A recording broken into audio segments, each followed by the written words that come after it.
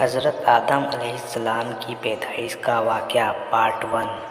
روایت کرنے والے بیان کرتے ہیں کہ جب اپنی خلافت نائبی کے لیے اللہ کا ارادہ ہوا کہ انی جاعل فی الارض خلیفہ، میں زمین میں ایک خلیفہ بنانے والا ہوں، تب حضرت عزرائیل علیہ السلام کو حکم ہوا کہ ہر قسم کی لال، سفید اور کالی ایک مٹھی رنگا رنگ مٹی جمع کر کے لائے، اور وہ اللہ کے حکم کے مطابق مکہ اور طائف کے درمیان رکھی گئی۔ اللہ نے اس مٹی پر اپنی رحمت کی بارش کی اور اس مٹی کے خمیر سے حضرت آدم علیہ السلام کا پتلا تیار کیا۔ 40 برس تک وہ پتلا بے جان پڑا رہا۔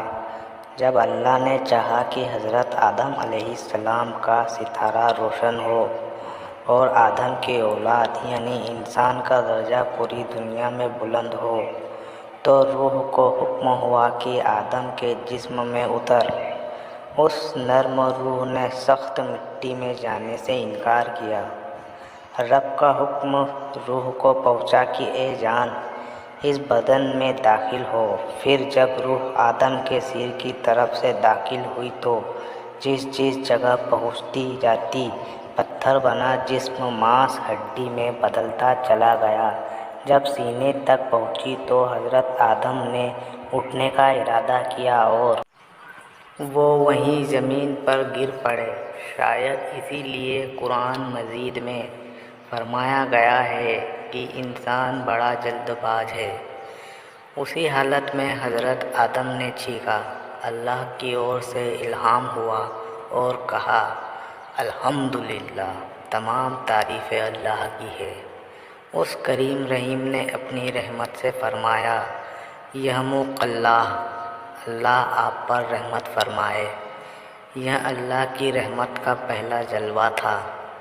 اس کے بعد اللہ کے حکم سے ایک فرشتہ بہشت سے یعنی جنت سے سجا سجایا جوڑا لایا، حضرت کو پہنایا اور عزت کے ساتھ تخت پر بٹھایا۔ نقل ہے کہ حضرت آدم علیہ السلام کی پیدائش کے وقت فرشتے آپس میں کہتے تھے کہ اللہ خاک سے پیدا کر کے جس ہستی کو خلافت کی گدی پر بٹھائے گا تو وہاں خدا کے نزدیک ہم سے زیادہ عزیز نہ ہوگا، اور غیب کے جاننے والے کے دربار میں ہم جو دن رات رہتے ہیں، ہمیں امید ہے کہ ہمارا علم اس سے زیادہ ہوگا۔ پھر حق تعالیٰ نے تمام چیزوں کے نام حضرت آدم علیہ السلام کو سکھلا دیے۔ فرشتوں کے حکم دیا کہ اگر تم سچے ہو تو ان چیزوں کے نام بتاؤ۔ فرشتے جواب نہ دے سکے۔ اپنی غلطی مانتے ہوئے بولے، پاک ہے تو، ہم تو صرف اتنا ہی جانتے ہیں جتنا تو نے ہمیں علم دیا ہے۔ سب سے زیادہ جاننے والا آپ کے سوا کون ہے؟ تب اللہ تعالیٰ حضرت آدم کو ظاہری اور باطنی کمال سے آراستہ کیا اور اس کی عزت کو بڑھانے کے لیے فرشتوں کو جو حضرت آدم علیہ السلام کے تخت کے چاروں طرف لائنوں میں ادب کے ساتھ کھڑے ہوئے تھے، حکم دیا کہ آدم کو سجدہ کرو۔ تمام فرشتوں نے حضرت آدم علیہ السلام کو سجدہ کیا، مگر ابلیس نے انکار کر دیا اور بولا کہ میں آدم سے بہتر ہوں، اس لیے کہ مجھے آگ سے اور آدم کو مٹی سے پیدا کیا گیا ہے۔ ابلیس کے اس انکار سے اس پر پھٹکار پڑی اور اسے فرشتوں کے ساتھ سے الگ کر دیا گیا۔ حضرت آدم علیہ السلام بہشت میں رہنے لگے یعنی جنت میں۔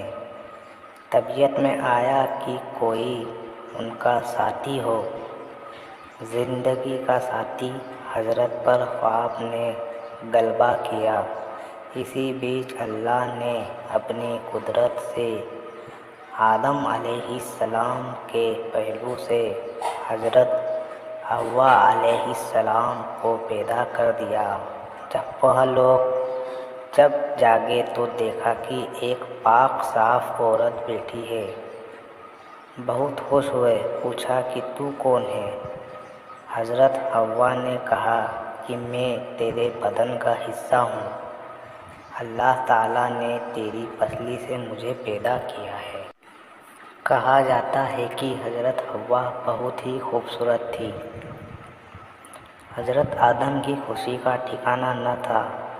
حضرت حوا کو پا کر سجدہ شکر ادا کیا۔